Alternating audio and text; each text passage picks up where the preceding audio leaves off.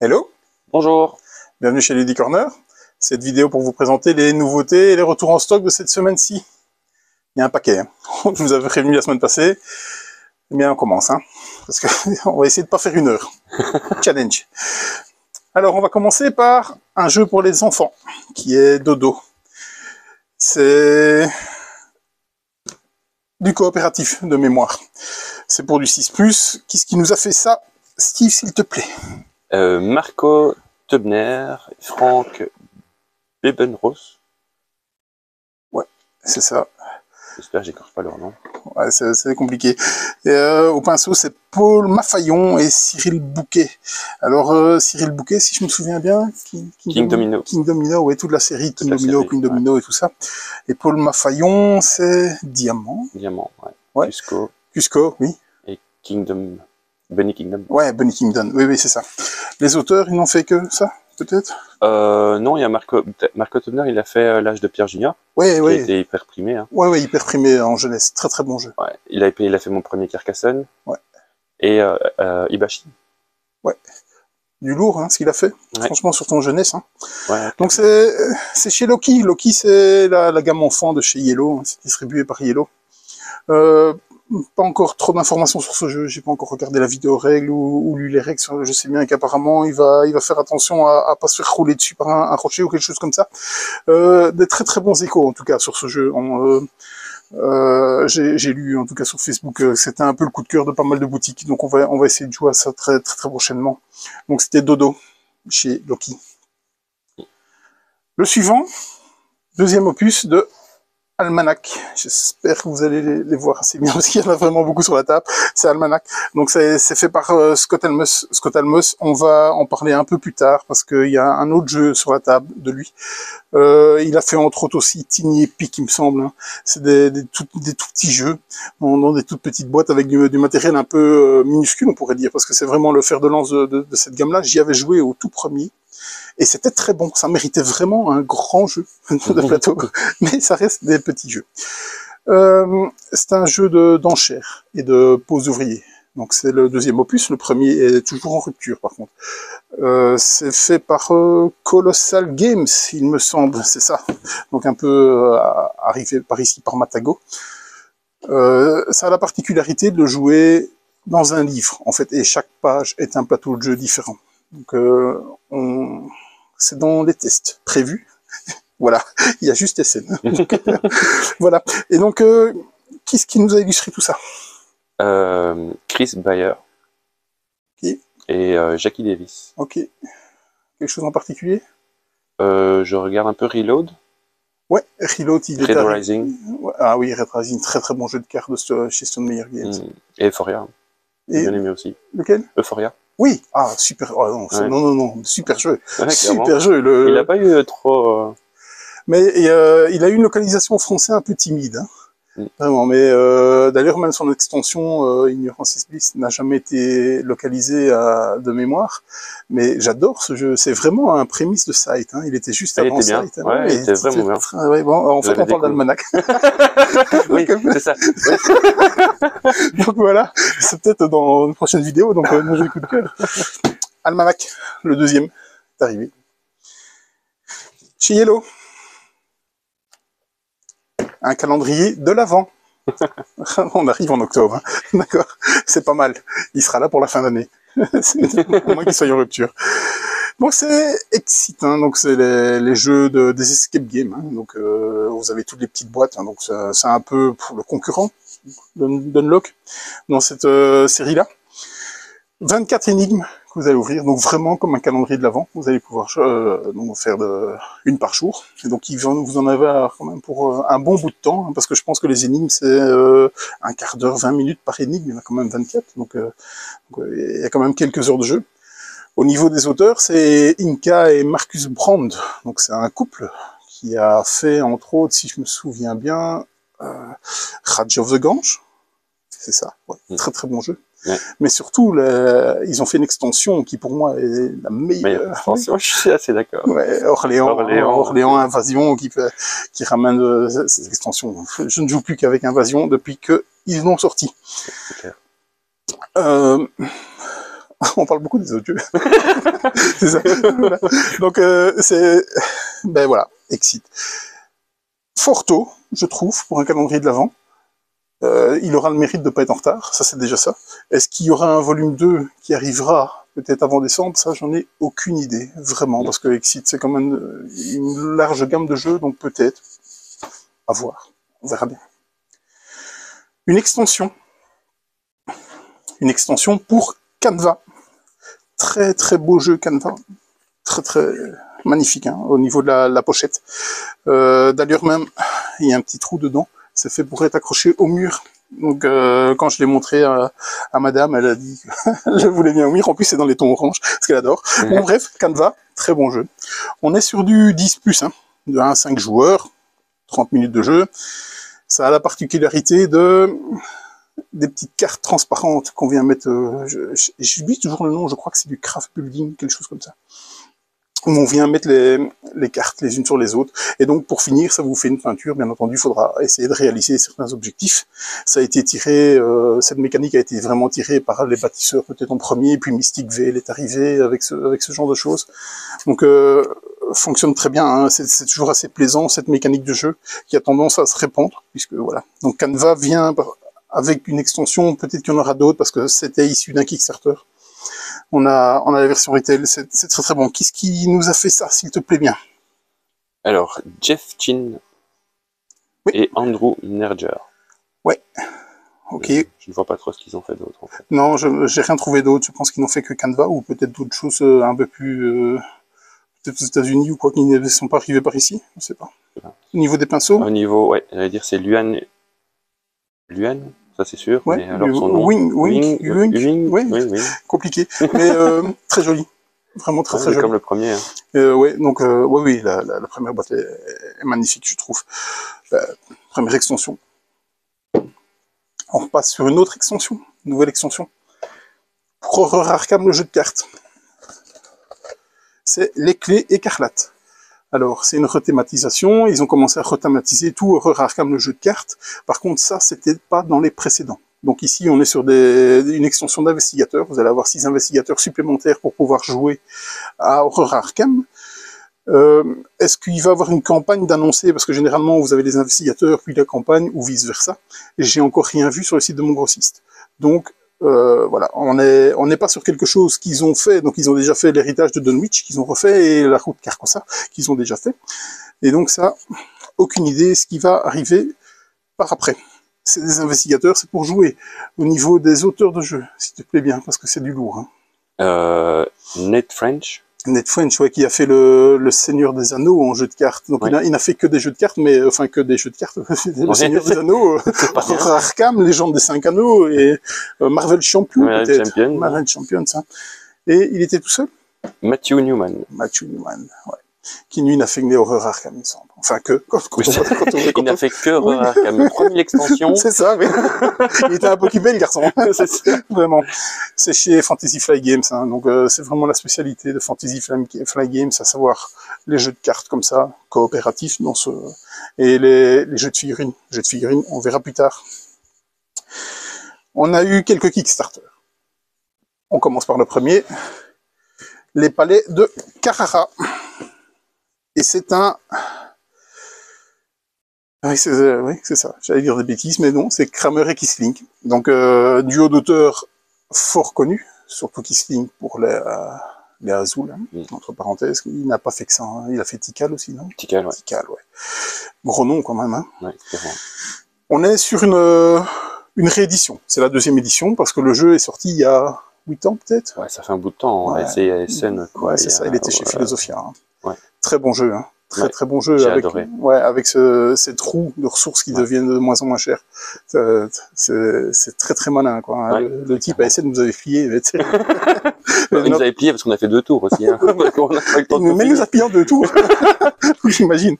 Donc vraiment, il va falloir avoir des ressources pour acheter des tuiles, hein, tout simplement. C'est de la collection de tuiles. Il y a un peu de placement aussi, il me semble, avec des gros marqueurs. Maintenant, je sais pas ce qu'il y a dans la version de luxe, évidemment. Je suis très content, donc j'hésite vraiment à revendre mon ancienne et à prendre une de luxe. Voilà. C'est chez Game Brewer. Donc voilà, Game Brewer doit se rattraper à mes yeux, donc j'espère que ce sera le cas avec ça. Que dire d'autre? Qui nous a fait ça au niveau des pinceaux? Franz Vollwinkel. Vollwinkel, qu'est-ce qu'il a fait, je pense? Lost Cities. Lost Cities. Beyond the Sun, qu'il faut encore que j'essaye aussi. Ah, excellent, Beyond the Sun. Il faut que tu essayes Beyond the Sun. Oui. Ben oui, il faut que j'essaye plein de trucs. Oui, ça c'est sûr. Rayatea. Rayatea, Je connais pas. oui, c'est ça. C'est un Queenet Games. Ouais. Donc, les palettes, j'allais dire Rajol. Les palettes Carrara, grosse boîte, bon, Kickstarter, version de luxe. Ok, deuxième édition des palettes Carrara. C'est chez Game Brewer.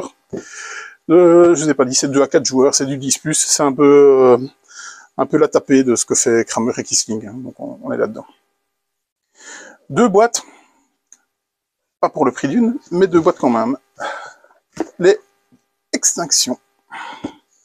2 boîtes. Pourquoi 2 boîtes? Ben, certainement pour une raison marketing, parce que la Panda qui est collector, dit moins en tirage limité, a le même contenu que la Tigre. Donc si vous voulez en boutique, ben, vous pouvez choisir laquelle vous voulez. Moi, j'ai une petite préférence, mais voilà, ça ne change rien. De toute façon, le gameplay est exactement le même, le contenu est exactement le même.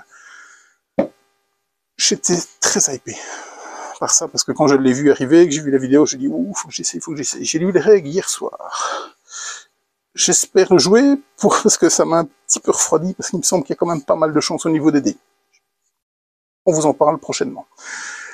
Du 10+, à 5 joueurs pour des parties d'1 heure quart à peu près. Donc Extinction.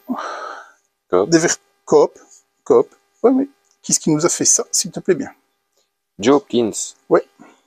Et ça a été peint par Bess Sobel et Ben Flores. Ouais, Bess Sobel, on la voit très très souvent sur des boîtes de jeux, et pas des petits noms. Hein, du Wingspan, du Viticulture, entre autres. Cascadia, oui. Voilà. Illustratrice, Bess Sobel, c'est bien de le dire. Elle n'était pas toute seule, hein, il me semble. Non, il y avait Ben Flores. Ben Flores, ouais, ça j'ai pas trouvé, il me semble quelque chose qu'il avait fait. Non, okay. Donc, Extinction, donc c'est un peu la thématique écologique, hein, parce qu'on parle justement sur les extinctions des races. Donc il va falloir faire attention à la déforestation, à pouvoir repeupler justement ces animaux, donc les regrouper pour qu'ils se reproduisent. Et il va falloir essayer de faire voter des lois par différents pays. Il en faudra 4 pour gagner. On vous en parle prochainement, je pense. Extinction, panda ou tigre, à votre choix. C'est chez Matago, hein. Matago qui nous a livré un camion, en fait. Je vous la montre parce que elle est perdue. Hein. Sea Salt and Pepper. Yeah. Ouais, j'en ai bien. C'est du 8+, 2 à 4 joueurs, pour des parties de 30 minutes. Ça va être un rami, un petit stop ou encore, quelque chose comme ça. Donc vous allez devoir poser des 2 cartes qui vont vous donner des combos et ainsi de suite. Vous allez devoir aussi prendre des paris. À un moment donné, si vous avez 7 points, vous pouvez lui redire à tout le monde, eh ben, ok, je crois que je vous bats. Donc chacun va encore jouer un tour. Donc si jamais vous les battez, ben, vous allez marquer, vous, full point, tous vos points plus la couleur. Les autres ne marqueront que la couleur. Par contre, s'ils vous battent, ce sera l'inverse. Eux marqueront full point, vous marquerez vos couleurs. Donc petit jeu de cartes au niveau des auteurs de jeux, ben, du lourd, du très très lourd. On a déjà eu ça la semaine passée, même duo, Théo Rivière, Bruno Catala. Je vais les laisser dire ce qu'ils ont fait, parce que à chaque fois que je vais essayer de mettre 3 jeux qu'ils ont fait, on n'a pas cité déjà. Et okay. Il y a matière, hein. Il peut sortir des jeux, il y a matière. Tu commences par Théo? Oui, si tu veux, oui. Bag of Chips? Oui, ça je pense que j'avais cité la semaine passée. Oui, mais en même temps c'est un bon celui-là. Tu peux le citer à chaque fois. Oui, clairement. Cosmic Race? Oui. Tucano? Oui. Bruno Catala, je pense qu'on pourrait quasi citer tout le magasin presque. Une bonne partie, on va dire. Mille et Nil qui est sorti dernièrement. Oui, c'est la Nicodemus. Tu disais Nicodemus. Oui. Jurassic World, ou Jurassic, non. Jurassic. Snack. Attends pour moi. Jurassic Snack. Ouais, c'est ça. Mille et une îles qui est la rethématisation de Le Petit Prince. Ouais, très très bon jeu. Ouais. Je l'ai pas joué en fait, mais j'ai vu Le Petit Prince, mais j'ai pas joué à celui-là. Ouais, comme c'est une rethématisation, je pense que le gameplay n'a pas été modifié. Donc c'était déjà un très bon cru. C'est chez Bombix, c'est Bombix qui nous a fait ça. Généralement, Bombix nous fait des boîtes un peu plus grosses. Bon, ça a le mérite au moins d'être une boîte qui ne sera pas pleine de vide, parce que bon, ce n'est qu'un jeu de cartes. Petit prix. Au niveau des pinceaux, ils n'ont fait que ça, je pense. Hein. Pierre-Yves Goller. Oui. Et attends, je reprends mon petit copion. Ouais. Lucien de Rennes. Lucien de Rennes. J'ai pas trouvé quelque chose qu'ils avaient fait, entre autres. Autre Kickstarter, toujours chez Game Brewer. Hawk. J'aime bien la boîte. Ouais. Ouais, vraiment. Le plateau est assez sombre aussi, hein. Donc, Le plateau c'est pour ça. non, mais j'ai vu, j'ai été regardé sur GameFoon ce qu'il en était. Un 4 joueurs, 90 minutes, c'est du 12+. C'est quoi comme mécanique? Placement d'ouvrier? Ouais, il me semblait bien. J'allais dire des bêtises, mais je préférais vérifier. Au niveau de l'auteur, c'est Wim Goossens. C'est ça. C'est Wim Goossens. Alors, je vais prendre un risque, mais bon, j'ai déjà dit tellement de bêtises, ça me vient plus à celle-là. Je pense que Wim Goossens est le patron de Game Brewer. Parce qu'à chaque fois que j'ai un échange, il me semble avoir vu sa signature dans les mails, qu'on a un échange avec Game Brewer. J'en attends beaucoup de celui-là. Vraiment, beaucoup. C'est un qui risque de me réconcilier avec ce que Game Brewer a fait dernièrement, parce que j'avais beaucoup aimé ce qu'ils avaient fait au tout début, un peu moins ce qu'ils ont fait précédemment. Donc, très envie de le tester, celui-là. Au niveau du dessinateur, si tu veux bien me le dire. Là, tu vas me le laisser, celui-là. Ouais. Rien que pour le nom, déjà. Ouais, c'est ça. C'est le prénom qui est difficile. Ouais. Après, ça va. Macièche. Yannick, ça va? Ouais. Macièche. Ouais, ok. Et par contre, il nous a fait quand même quelques trucs. Stroganoff. Détective. Ouais. Saison 1, détective saison 1. Saison 1 de Stroganoff. En tout cas, c'est ce que je vois sur le papier. Ouais, c'est ça. Ok. Kickstarter, version de luxe, Game Brewer. Une autre extension de chez Matago, qui nous a livré, comme je vous ai dit, un camion. C'est pour The Sync, c'est Norwegian Outpost, donc c'est un jeu de bluff, donc certaines de rôle, rôle caché, bluff. Donc bien entendu une configuration toute particulière dans tous ces jeux-là, parce que il faut être un certain nombre, à l'instar de Battlestar Galactica, il faut quand même être un certain nombre pour avoir des félons dedans. Donc c'est du 4 à 8 joueurs pour des parties d'1h30, c'est du 13+. Vraiment bizarre comme configuration, 13+, généralement c'est 12 ou 14, ici ce sera du 13. Qui nous a fait ça, s'il te plaît bien? Andrea Crespi. Oui. Et Giuseppe Cicero. C'est marqué là. Qu'est-ce qu'ils nous ont fait? Parce que je pense que c'est pas tout. Alone. Oui. Potion Explosion. Ah, excellent. Ouais, très bon jeu. Ouais. Celui-là, j'adore. Ouais. Ça va pour rien qu'il ait coup de cœur dans le magasin. Ouais, en effet. Très bon jeu. Familial, top. Cette mécanique de billes qui en fait une gestion de ressources, tout simplement. Donc, très bien. Des pinceaux, quelqu'un?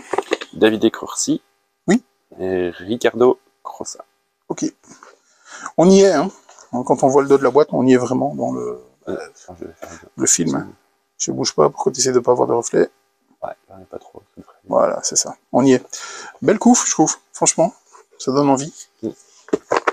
On n'a plus le jeu de plateau, on n'a plus le jeu de base, par contre. Déjà en rupture, victime de son succès.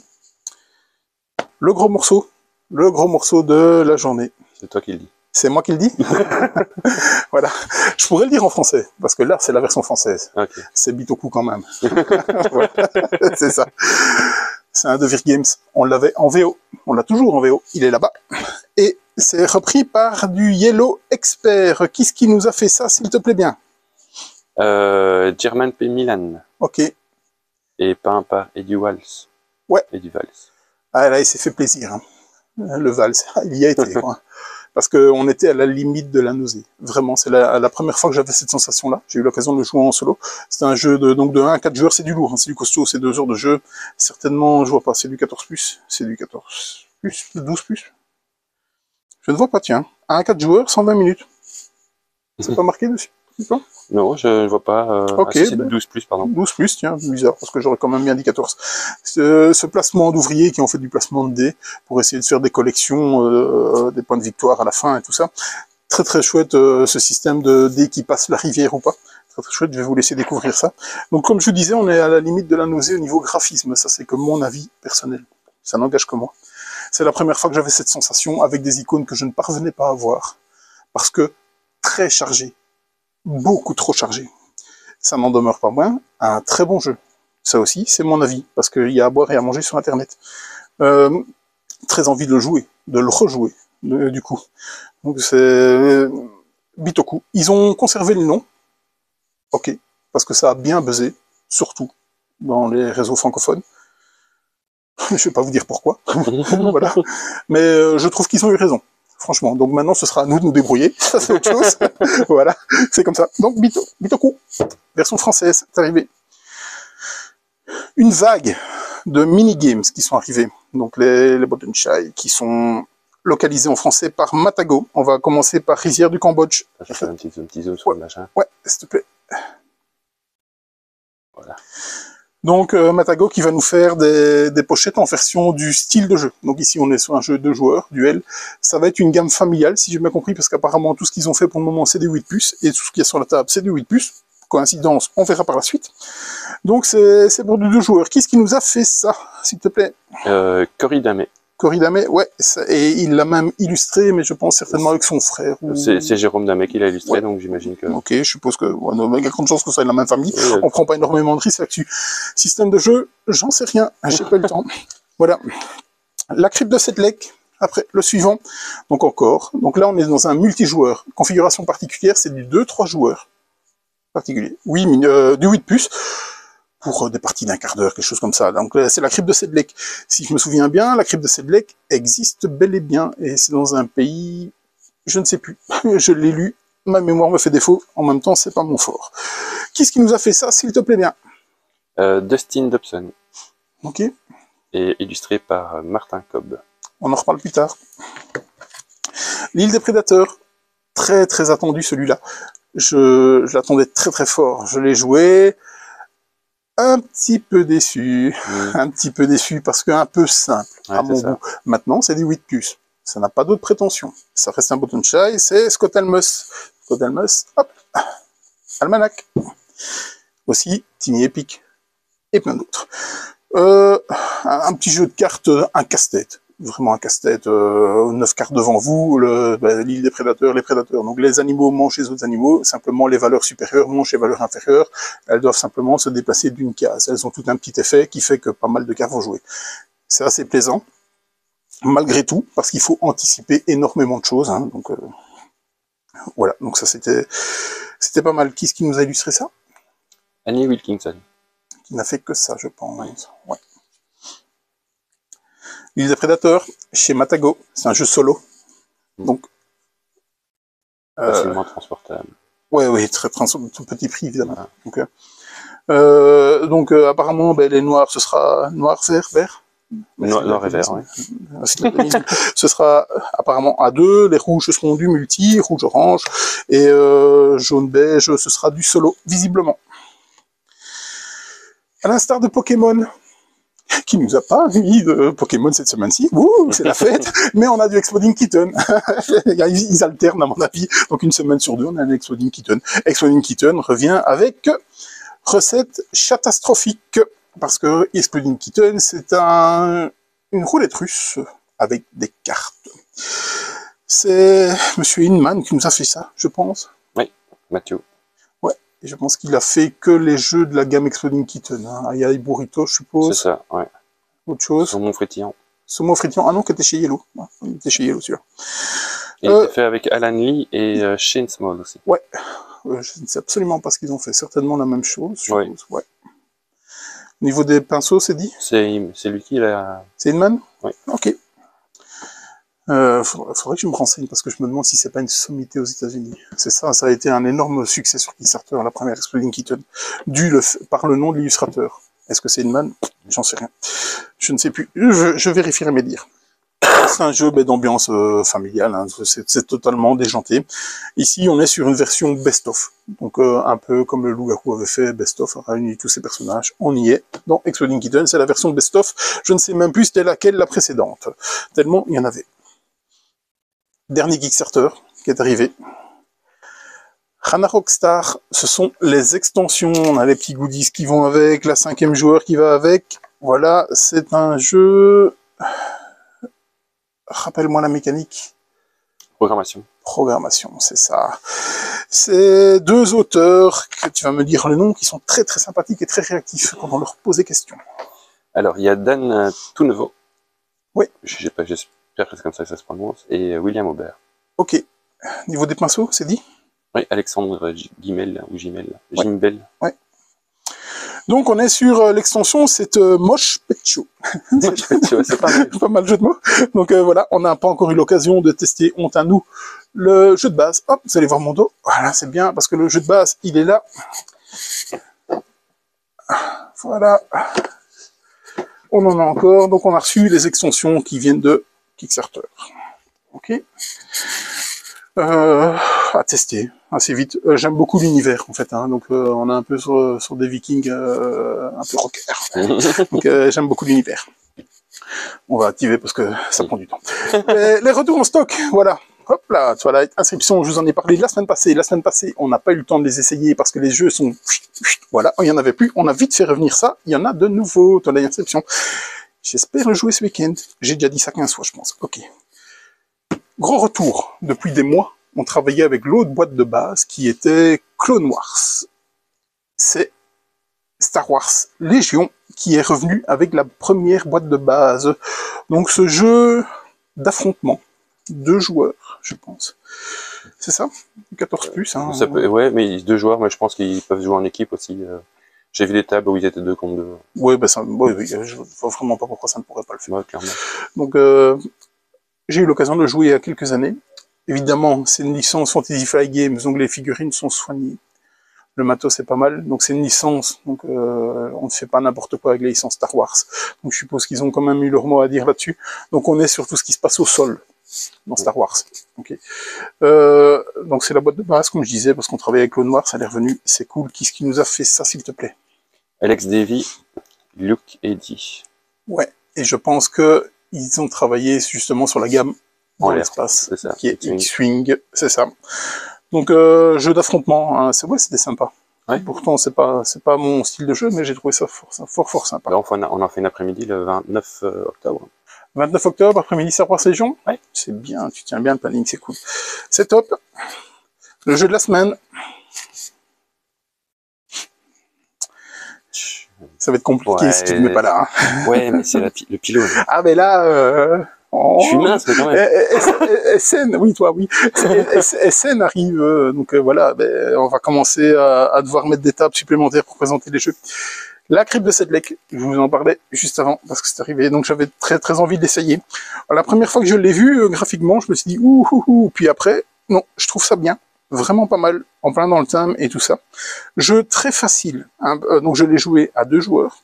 Il peut jouer à 3 joueurs. Je pense qu'à 3 joueurs, ça devient nettement plus opportuniste. Voilà. À votre tour de jeu, très simple, c'est où vous piochez. Donc c'est une mise en place totalement sommaire, hein, parce qu'il y a bien entendu, je pense qu'il y a 6 piles. Il y a tellement de jeux qui sortent, j'ai pas eu la place. À votre tour de jeu, vous prenez une carte, ou bien vous en retournez 2 et vous en prenez une. Vous ne pouvez avoir que 2 cartes dans votre main. Donc ça, c'est 2 des 3 actions. Ou bien je prends une carte face visible, ou bien j'en retourne 2 et j'en prends une. Donc évidemment, on va regarder à essayer de bloquer l'autre, parce que si on en retourne 2, on va offrir des opportunités à tout le monde. Dernière action, on va placer. Et donc c'est un jeu de placement. Donc on va travailler en pyramide. Quand on est 2 joueurs, ce sera 4, 3 et 2. Donc bien entendu, la carte du dessus doit venir se reposer sur 2 autres cartes. Elle ne peut pas commencer à être comme ça. Voilà. Et donc, tout ce beau monde va scorer différemment. On va avoir les paysans qui ne scorent que par leur présence. Donc, c'est un point par paysan, peu importe où ils se trouvent. On a les bandits qui, eux, cherchent la rédemption auprès des prêtres. Donc, s'ils sont à côté des prêtres, ils vont marquer de points. Pour l'instant, celui-là ne marquera pas de points. On a les amoureux. Ok. Ils vont par couple. Si on arrive à les coupler, ils vont marquer 3 points chacun. On a les rois, qui eux aiment bien avoir leur peuple en dessous d'eux, donc tout ce qui est paysan en dessous d'eux, ce sera un point de victoire, plus chaque roi qu'ils ont en dessous d'eux. On est quand même bien sur la suprématie des rois. Et les prêtres qui vont scorer par ligne, donc s'ils scorent comme ça c'est bon, ça va scorer. Si vous en avez un sur ces lignes-là, il va scorer, donc il y a moyen de les scorer à chaque ligne. Bien entendu, on va essayer de les ramener à côté des brigands, ou mettre les brigands à côté, ce sera peut-être mieux. Voilà. On est sur un petit format qui tient la route. J'ai trouvé que ça bien équilibré. On a fini à égalité. Il y a eu un tie-breaker qui a fait que un quart d'heure de jeu. On va le sortir, je pense, assez souvent, parce que déjà ça prend pas de place. C'est rapide à mettre en place. Ça se joue facilement. Les règles ne s'oublient pas, clairement, je pense. Que dire d'autre? Je sais pas. Très bien. Moi, j'ai beaucoup aimé. Ouais. Moi, j'ai trouvé assez simple, en fait. C'est une gamme familiale. Oui.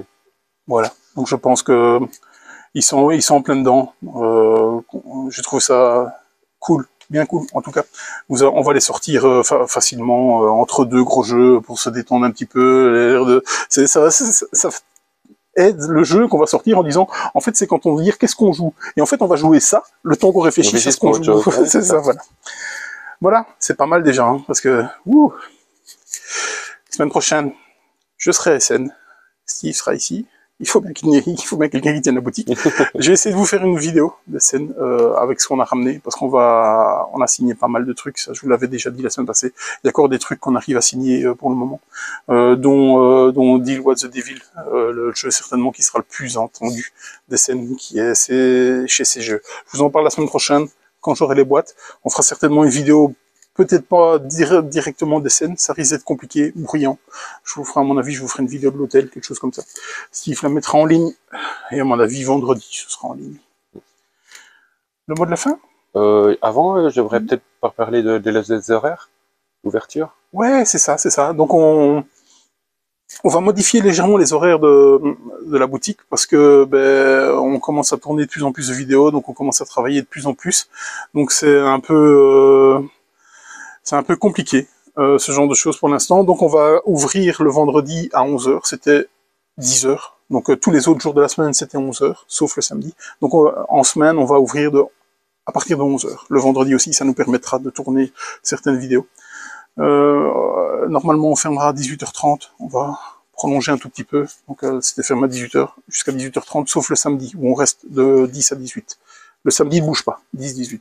Tout le reste, ce sera 11-18h30. C'est ça. C'est ça. C'est ça. Ce qui fait qu'au final, on ouvre plus longtemps. On ouvre plus longtemps. On travaille encore plus. Ouais. Cool. C'est pour vous qu'on travaille. C'est du plaisir. Le mot de la fin? Bah oui. Au revoir. À bientôt chez Ludy Corner. À bientôt.